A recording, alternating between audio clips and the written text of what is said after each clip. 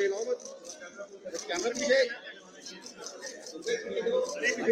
थोड़ा सा नीचे कर यार भाई, हमारा फ्लैश जो है अरे फ्लैश नीचे करो यार दादा, ये नहीं वाला मेरे में यार ग्रुप कर दो। भारत माता की जय, भाजपा जिंदाबाद जिंदाबाद जिंदाबाद। भारत माता की जय, भारत माता की जय। वंदे मातरम, वंदे मातरम, वंदे मातरम। भारतीय जनता पार्टी जिंदाबाद।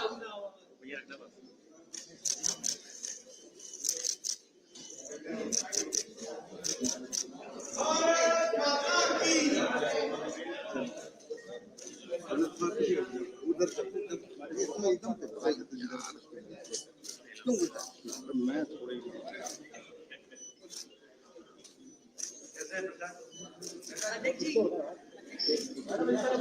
मैम मैम मैम मैम तरफ से मैम,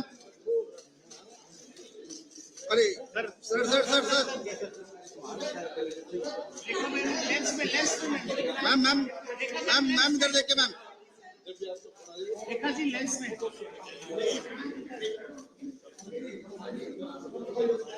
आगे आगे नहीं भैया, आगे अरे आगे से हटिए यार।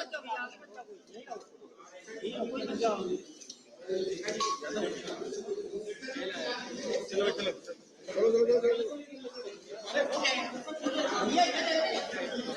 जीतू भाई हट जाओ, हटो हटो सामने से हटो, जीतू नीचे।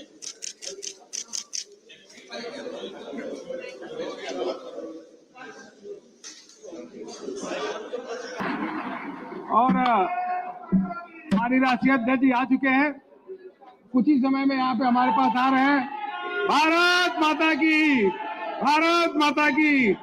माननीय जेपी नड्डा, माननीय जेपी नड्डा, मैं माननीय राष्ट्रीय अध्यक्ष जी से और दिल्ली के मुख्यमंत्री रेखा जी से और वीरेंद्र सचदेवा जी और हम सब के राष्ट्रीय संगठन मंत्री आदरणीय BL संतोष जी से निवेदन करूंगा कि दीप प्रज्वलन करें। उसी के साथ साथ जो पार्टी के राष्ट्रीय उपाध्यक्ष यहाँ पे हैं वह और राष्ट्रीय महामंत्री भी।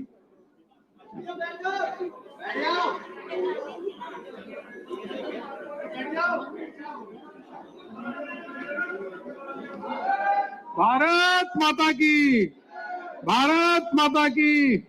वंदे वंदे।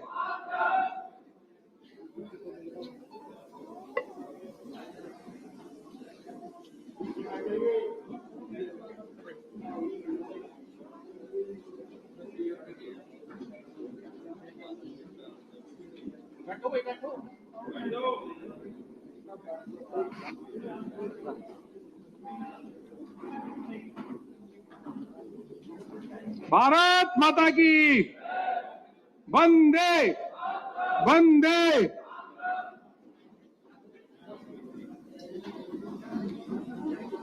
रेखा गुप्ता जी से निवेदन करूंगा कि मंच पे आए। वीरेंद्र सचदेवा जी कृपया मंच पे आए।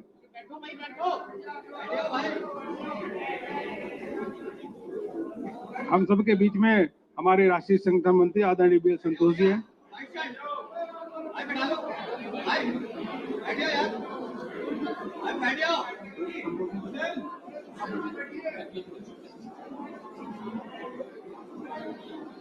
सब अपना अपना स्थान ग्रहण कर लें।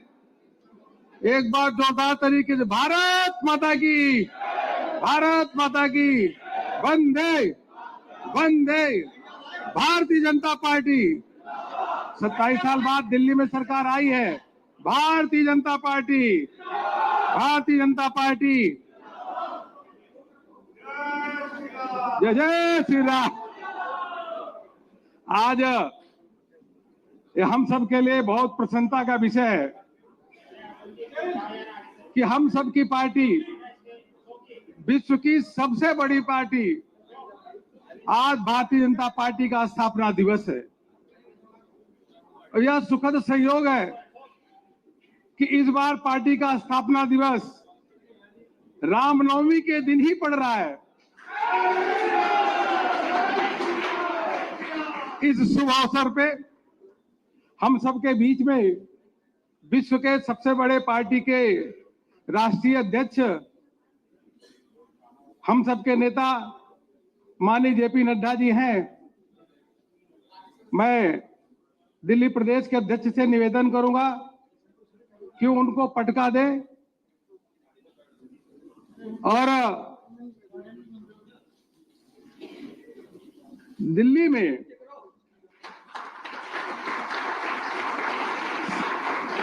दिल्ली में 27 साल बाद सरकार बनी है। मुख्यमंत्री जी से निवेदन करूंगा कि वह माननीय अध्यक्ष जी का बुके देकर का अभिनंदन करे। बहुत तालियों के द्वारा स्वागत अभिनंदन।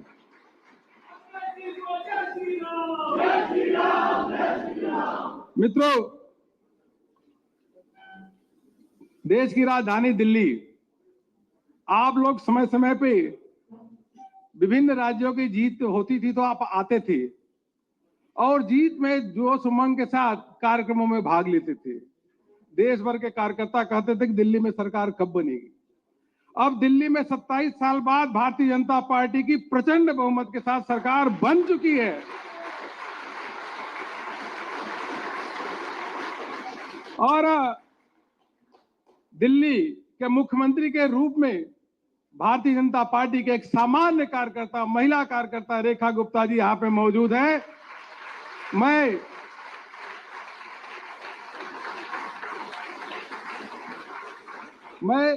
निवेदन करूंगा सुनील देवधर जी आप आए और रेखा गुप्ता जी का अभिनंदन करें। आप तालियों के गड़गड़ाहट के द्वारा रेखा गुप्ता जी दिल्ली के यशस्वी मुख्यमंत्री हैं।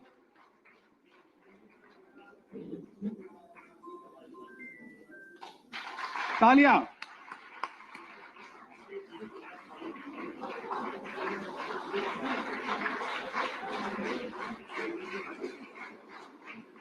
हम राष्ट्रीय महामंत्री संगठन आदरणीय बीएल संतोष जी का स्वागत करते हैं।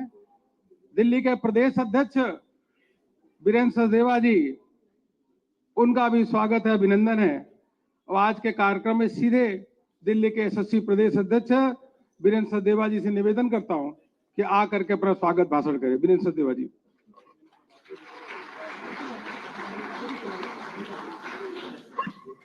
मंच पर उपस्थित हम सबको प्रेरणा देने वाले हमारे यशस्वी राष्ट्रीय अध्यक्ष आदरणीय श्री जगत प्रकाश नड्डा जी, हमारे राष्ट्रीय संगठन मंत्री आदरणीय श्री बीएल संतोष जी, हमारे राष्ट्रीय महामंत्री श्री अरुण सिंह जी, दिल्ली की हमारी यशस्वी मुख्यमंत्री बहन रेखा गुप्ता जी, उपस्थित सभी कार्यकर्ता बंधुओं। दोस्तों, आज हमारी पार्टी का स्थापना दिवस है और जैसा अरुण भाई साहब ने कहा कि संयोग से आज रामनवमी भी है और महर्षि कश्यप की जयंती भी है, तो मैं आज इन तीनों अवसर की आपको बहुत बहुत शुभकामनाएं, बहुत बहुत बधाई देता हूं।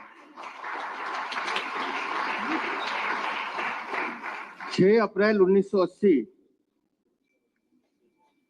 से जो हमारी यात्रा प्रारंभ हुई, डॉक्टर श्यामा प्रसाद मुखर्जी, श्रद्धेय दीनदयाल उपाध्याय जी के विचार को लेकर भारतीय जनता पार्टी का गठन हुआ और लाखों करोड़ों कार्यकर्ताओं की मेहनत, समर्पण और उनके संकल्प का यह परिणाम है कि आज भारतीय जनता पार्टी विश्व की सबसे बड़ी पार्टी है।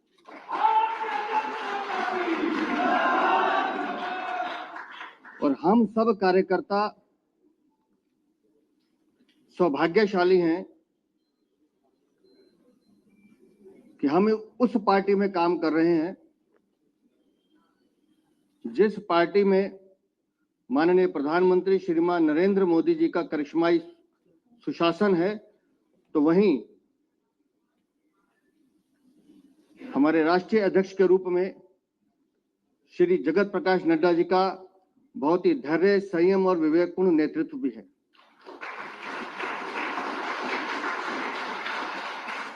मुझे इस बात का सौभाग्य है कि मुझे राष्ट्रीय अध्यक्ष जी के साथ काम करने का अवसर मिला है। लगभग 2 दशक से मेरा परिचय है,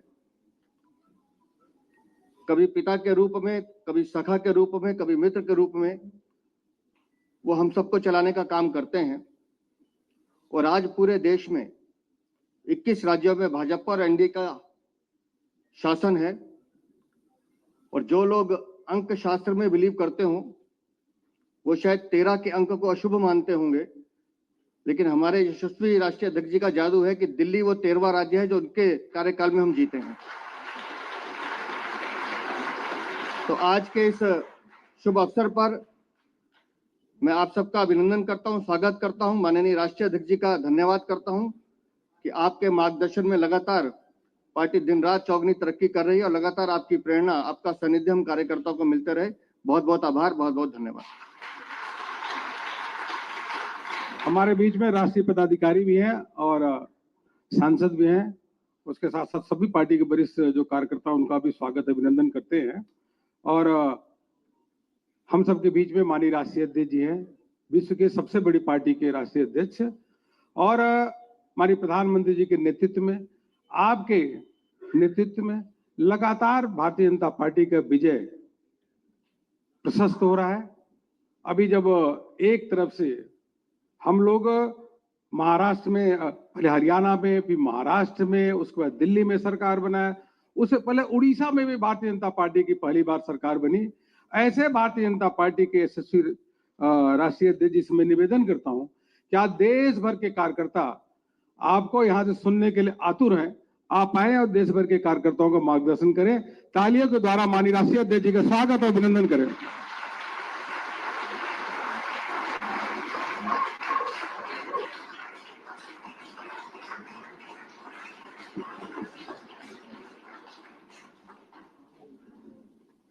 आज के स्थापना दिवस के अवसर पर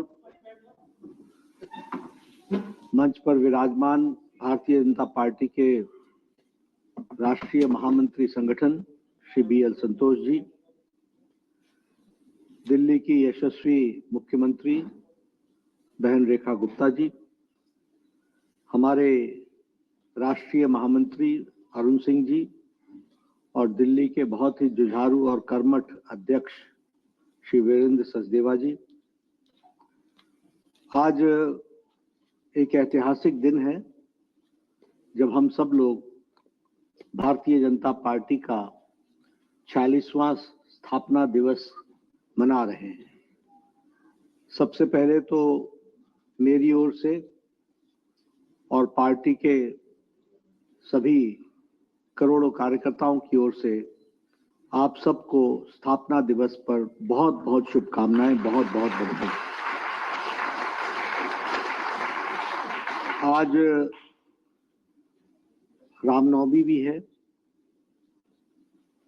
इसलिए रामनवमी के भी शुभ अवसर पर, शुभ दिन पर आप सबको रामनवमी की भी बहुत बहुत शुभकामनाएं। जय श्री राम। आज 9वें दिन नवरात्रि के, जब मां सिद्धदात्री कमल पर विराजमान होती हैं, वो दिन है। और इसलिए आज का दिन भारतीय जनता पार्टी को मां सिद्धदात्री का भी विशेष आशीर्वाद प्राप्त होता है।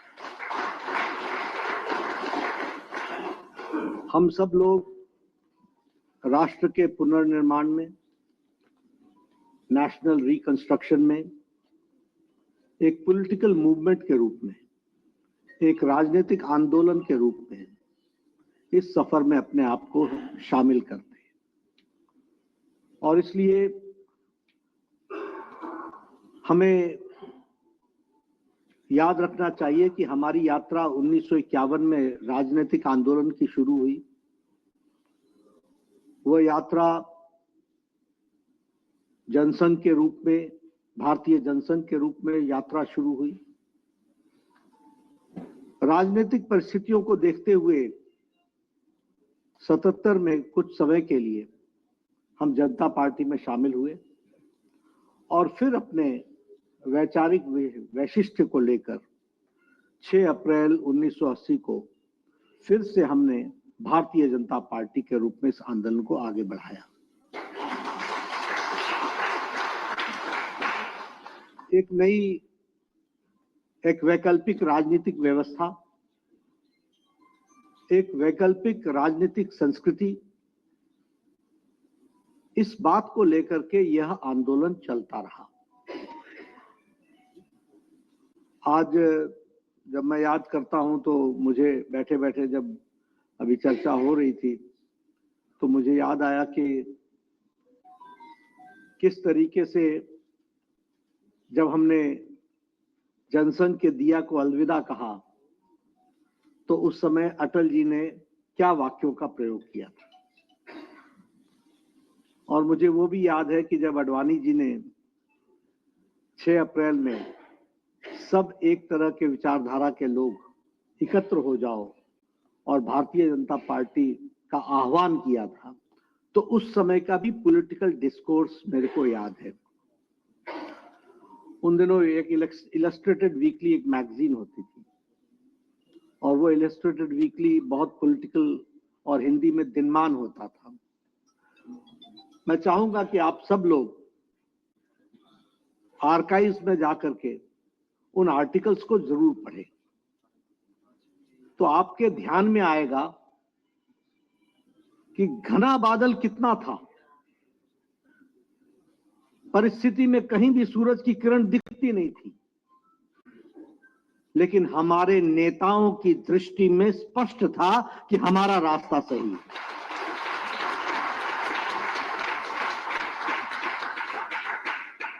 और इसलिए उसी से हम ताकत लेकर के आगे बढ़ते चले गए।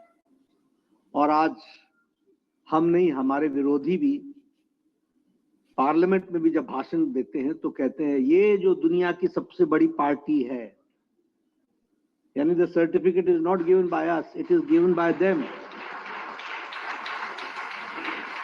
वो कटाक्ष हमारे ऊपर जरूर करें, लेकिन वो अभी इस अलंकार के साथ कहते हैं कि ये जो दुनिया की सबसे बड़ी पार्टी है।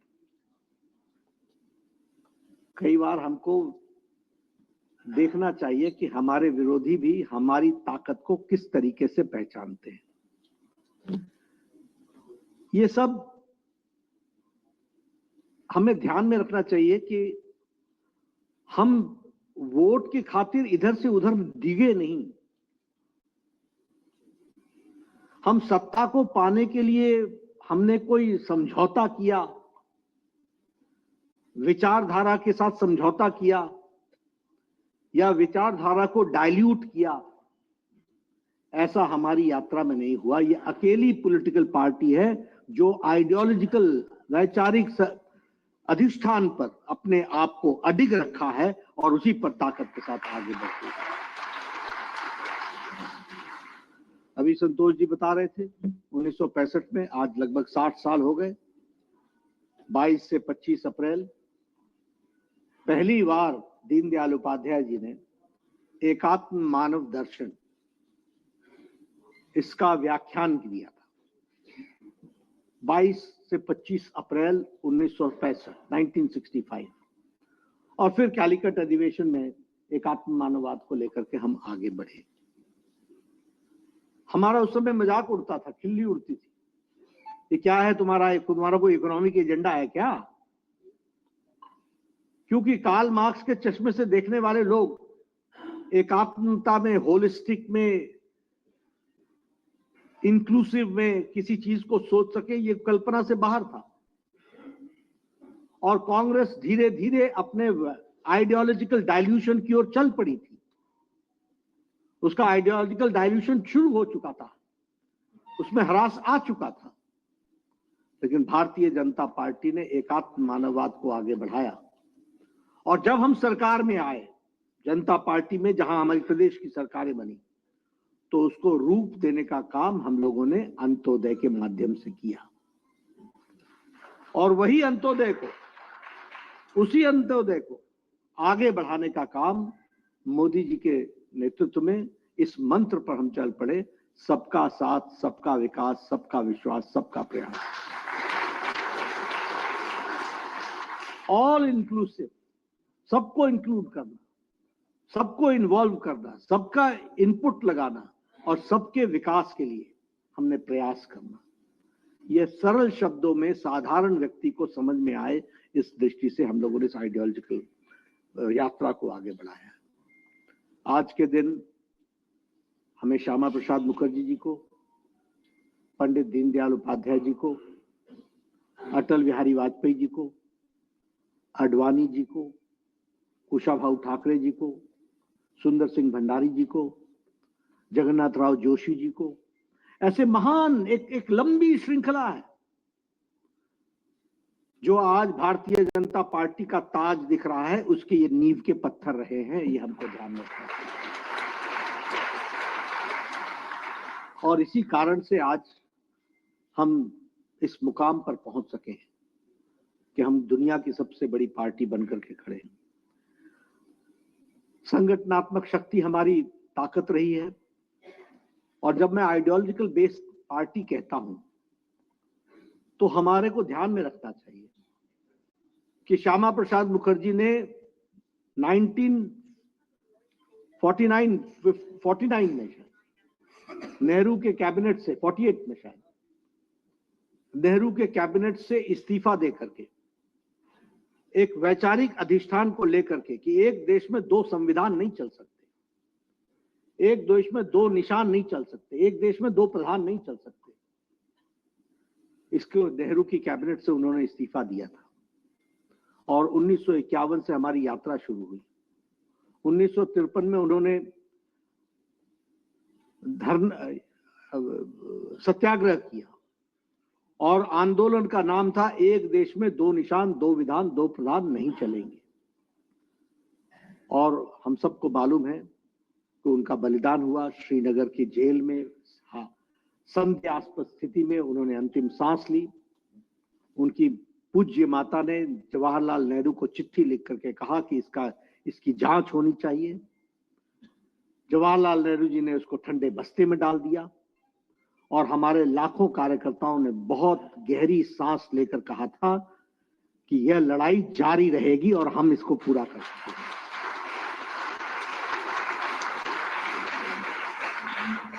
आप देखिए, कहां 1951, कहां 1953 में उनका स्वर्गवास होना, उनकी जान जानी, उनका बलिदान, उनकी शहादत। और 2019 के 6 अगस्त को मोदी जी के नेतृत्व में और अमित शाह जी के रणनीति से धारा 370 को हम धाराशाही करते हैं।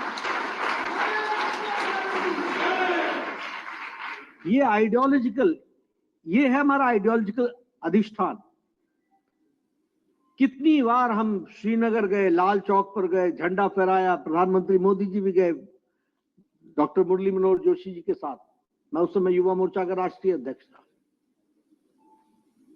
कितनी बार यात्राएं निकली, कितनी बार भारत का संदेश लेकर के, तिरंगा लेकर के हम जम्मू कश्मीर गए, लेकिन हमने कभी भी कॉम्प्रोमाइज नहीं किया। और उसका नतीजा है कि आज हम हासिल करते हैं। आज रामनवमी का दिन है। 1987-88 में पालमपुर के अधिवेशन में आडवाणी जी की अध्यक्षता में उस समय एक प्रस्ताव पारित हुआ कि हम राम जन्मभूमि के मंदिर बनने के रास्ते को प्रशस्त करेंगे। ये है वाक्य। 1987 से चले, ढांचा भी टूट गया, लड़ाई चलती रही, और साथ में हमने कहा था प्रजातांत्रिक तरीके से और संवैधानिक तरीके से राम मंदिर बनेगा। आपने देखा, एक लंबी लड़ाई के बाद आज रामनवमी के दिन लाखों दर्शन करने वाले लोग भव्य रामलला की मूर्ति को और भव्य राम मंदिर को देखते हैं। इसलिए, और हम लोगों ने हमेशा कहा, we have not worked on the interest of the party, we have not worked in the interest of X और Y, we have worked for the nation. Nation first, देश को आगे रखा। ट्रिपल तलाक, जहां एक तरफ राजीव गांधी के नेतृत्व में शाहबानू केस में वह मुस्लिम अपीजमेंट में झुक गई, घुटने टेक दिए, सुप्रीम कोर्ट बोलता रहा कि मुस्लिम बहनों को आजाद करो, हिम्मत किसी में नहीं आई, और मैंने पार्लियामेंट में भी कहा, मैं यहां भी कहना चाहता हूं, बांग्लादेश, अफगानिस्तान, पाकिस्तान, सीरिया, टर्की, हमारे जितने भी इंडोनेशिया, मलेशिया, जितने भी मुस्लिम देश या मुस्लिम डोमिनेटेड देश हैं, कहीं भी ट्रिपल तलाक नहीं है। सब जगह ट्रिपल तलाक समाप्त हो गया है। ये हमारे भारत देश में ट्रिपल तलाक चल रहा है। लेकिन आज लाखों बहनों को आजाद कराने का काम भारतीय जनता पार्टी आदरणीय मोदी जी के नेतृत्व में हुआ। यह सीए, जवाहरलाल नेहरू और लियाकत अली का पैक्ट हुआ था, तय हुआ था कि यहां पर हमारे मुस्लिम भाइयों की रक्षा होगी और वहां हमारे हिंदू भाइयों की रक्षा होगी। आज ये अलग बात है कि जहां हमारे 22% हिंदू भाई होते थे, आज वो 2 या 3% पर आकर के पहुंच गए। 1.8 पर पहुंच गए। कहां गए हमारे सिख भाई? कहां गए हमारे पारसी भाई? कहां चले गए वो? क्या हुआ? हम लोगों ने कहा, और देखिए मनमोहन सिंह ने पार्लियामेंट में कहा कि इनकी चिंता करो। कांग्रेस के लोगों ने भाषण दिया, पर 10 साल सरकार में रहे, कुछ नहीं कर सके। ये राजनीतिक प्रताड़ना के कारण, रिलीजियस परसिक्यूशन के कारण जो लोग भारत में आए, उनको नागरिक बनने का अधिकार हमारी सरकार ने दिए। इसलिए हमने आइडियोलॉजी में कोई कॉम्प्रोमाइज नहीं किया। जो हमारी विचारधारा थी उसके साथ हमने कभी कॉम्प्रोमाइज नहीं होने दिया। और इसीलिए मैं ये कहना चाहूंगा, अभी ये वक्फ बोर्ड का टर्की में नहीं है, सब जगह पर एंडाउमेंट्स सरकार ने ले लिया। सरकार वक्फ की प्रॉपर्टी को चला रही है। हम तो सरकार भी नहीं चला रही है, हम तो जो चला रहे हैं उनको हम बता रहे हैं कि नियम से चलाओ, और नियम से चलना ही पड़ेगा। इस बात को वक्फ बोर्ड ने कहा। और ये सारी प्रॉपर्टी और पावर और पैसा, ये सारा मुस्लिम भाइयों के शिक्षा पर, स्वास्थ्य पर, उनके रोजगार पर लगेगा। इस बात की चिंता होनी। इसलिए हम वैचारिक पृष्ठभूमि पर आगे बढ़ रहे हैं। हम लोगों ने कहा कि हम ये अधिनायकवाद से बाहर निकलेंगे। अगर हम कहें तो आज राजपथ कर्तव्य पथ बन गया। सुभाष चंद्र बोस जी की मूर्ति वहां विराजमान हो गई। जॉर्ज का इंसिग्निया नेवी के उससे निकल गया और छत्रपति शिवाजी महाराज का सील वहां पर लग गई। हमारी कोशिश हुई कि जो भारतीय परंपरा, रीति, नीति, संस्कृति के साथ जुड़ा हुआ हमारा इतिहास है, उसको हम आगे बढ़ाएं। और उसमें भी हमने आइडियोलॉजिकली कभी अपने आप को कॉम्प्रोमाइज नहीं किया। इसलिए we are ideological based party, we are mass based party also, ideological base with a mass following. आज हम गर्व के साथ कह सकते हैं कि हमारे 240 मेंबर पार्लियामेंट लोकसभा में, 98 से ज्यादा हमारे राज्यसभा में, 1600 से ज्यादा हमारे विधायक, हमारे 13 सरकारों में विशुद्ध भारतीय जनता पार्टी की सरकार, 7 प्रदेशों में हमारी एनडीए की सरकार। यानी आज भारतीय जनता पार्टी और हमारी विचारधारा में ये करोड़ों कार्यकर्ताओं के द्वारा जो योगदान हुआ है, उसके माध्यम से हम एक आइडियोलॉजिकल बेस्ड पार्टी और मास फॉलोइंग के साथ और कार्डर बेस्ड पार्टी करें। जब मैं कार्डर बेस्ड पार्टी कहता हूं तो अभी हमारी मेंबरशिप समाप्त हुई है। हम 13.5 करोड़ से ज्यादा क्रॉस कर चुके हैं। 13.5 करोड़, 10 लाख से ज्यादा हमारे एक्टिव कार्यकर्ता हैं। लगभग हमारे 6 लाख बूथ पर हमारे बूथ अध्यक्ष हैं। सबसे बड़ी कैडर बेस्ड पार्टी आज बन करके तैयार है। चुनाव की बात करूं तो गुजरात में हम 6ठी बार सरकार में हैं, गोवा में और हरियाणा में हम 3री बार सरकार में हैं, मध्य प्रदेश में हम 4थी बार सरकार में हैं, उत्तर प्रदेश में, महाराष्ट्र में, त्रिपुरा में, उत्तराखंड में, मणिपुर में, आसाम में हम दूसरी बार सरकार में, और इसलिए और सबसे बड़ी बात ये कि 27 साल बाद हम दिल्ली में भी विराजमान हैं।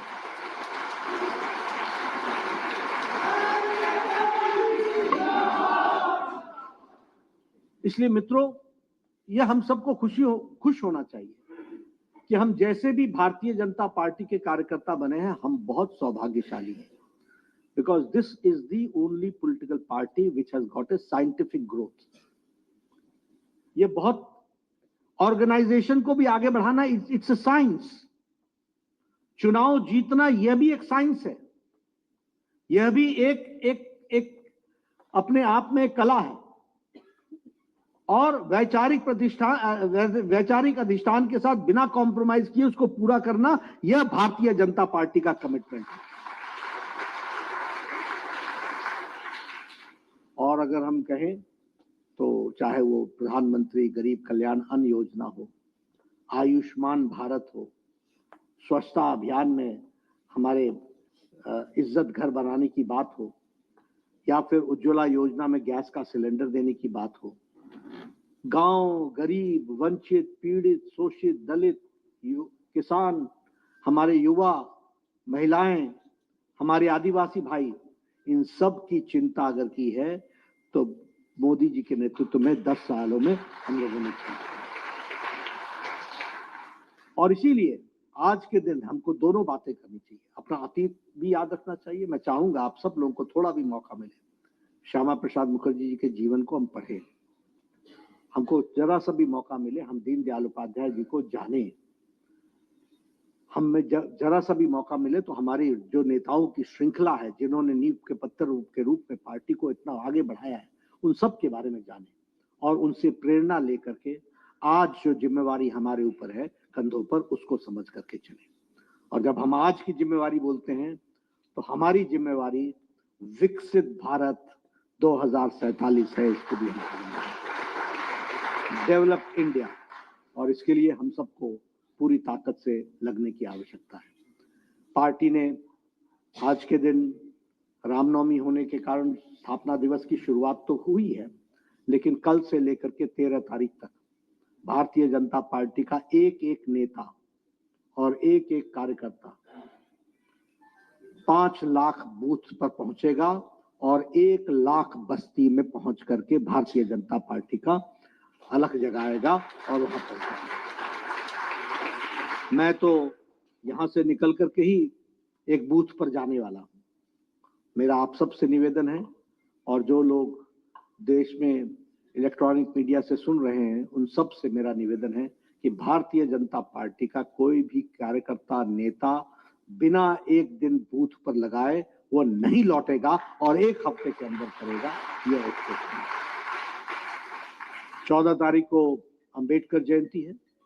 14 तारीख से लेकर के 25 तारीख तक 10 दिन तक हम सब लोग संविधान गौरव दिवस भी मनाएंगे, और बाबा साहब अंबेडकर जी का जो संविधान के प्रति भारत के संविधान के बनाने में, ड्राफ्टिंग में जो कंट्रीब्यूशन है, और उनका जो वैचारिक अधिष्ठान है, जिसको लेकर के लेटर और स्पिरिट में भारतीय जनता पार्टी आगे बढ़ रही है, और किस तरीके से कांग्रेस ने संविधान के मूल आत्मा को कुठाराघात करने का प्रयास किया, इसका पर्दाफाश करने का काम भी हम भारतीय जनता पार्टी के कार्यकर्ता करेंगे। We have to expose that. इसलिए हम सब लोग पूरी ताकत से लगें और इस काम को आगे बढ़ाएं।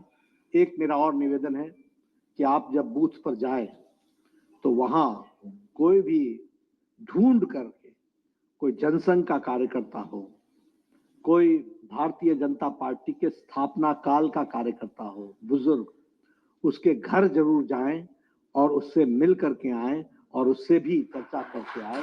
ये मेरा आपसे निवेदन है। मैं आज दिल्ली में एक मेयर, पूर्व में रही मेयर, 93 वर्ष की उम्र की भारतीय जनता पार्टी की कार्यकर्ता है, वैसे तो उनको भारतीय जनसंघ की कार्यकर्ता के 98 वर्ष की, उनसे मैं मिलने वाला हूं। लेकिन मेरा निवेदन है कि आप सब भी पुराने कार्यकर्ताओं के घरों में जरूर जाएं और ऐसे नहीं कि जा करके आ गए बस हो गया टिक मार, नहीं, पूरी बात सुननी है, उनको समझना है, उनको जानना है, उनसे पूछना है, उनके समय की बातों को समझने की जरूरत है। यह करने की आवश्यकता होगी। आप सब लोगों को स्थापना दिवस पर बहुत बहुत शुभकामनाएं। नई ताकत, नई उमंग के साथ हम चल पड़े और विकसित भारत को हम हासिल करें। इन्हीं शब्दों के साथ धन्यवाद। माननीय राष्ट्रीय अध्यक्ष जी के प्रेरणात्मक उद्बोधन के लिए आइए तालियों के द्वारा माननीय राष्ट्रीय अध्यक्ष जी का आभार व्यक्त करें। जोरदार तालियों के माध्यम से माननीय BL संतोष जी का भी आभार व्यक्त करते हैं। रेखा गुप्ता जी का भी आभार, वीरेंद्र सदेवा जी का भी। आप सभी को ढेर सारी शुभकामना देते हुए आप सबसे निवेदन करता हूं कि अपने स्थान पे खड़े होकर के राष्ट्रगान के लिए अपने अपने स्थान पे खड़े होकर के सामूहिक राष्ट्रगान होगा। जन गण मन अधिनायक जय हे भारत भाग्य विधाता। पंजाब सिंध गुजरात मराठा द्राविड़ उत्कल गंगा। विंध्य हिमाचल यमुना गंगा उच्चल जलधि तरंगा। तव शुभ नामे जागे, तव शुभ आशीष मागे। गाहे तव जय गाथा। जन गण मंगल दायक जय हे भारत भाग्य विधाता। जय हे जय हे जय हे जय जय जय जय हे। भारत माता की, भारत माता की। बहुत बहुत धन्यवाद।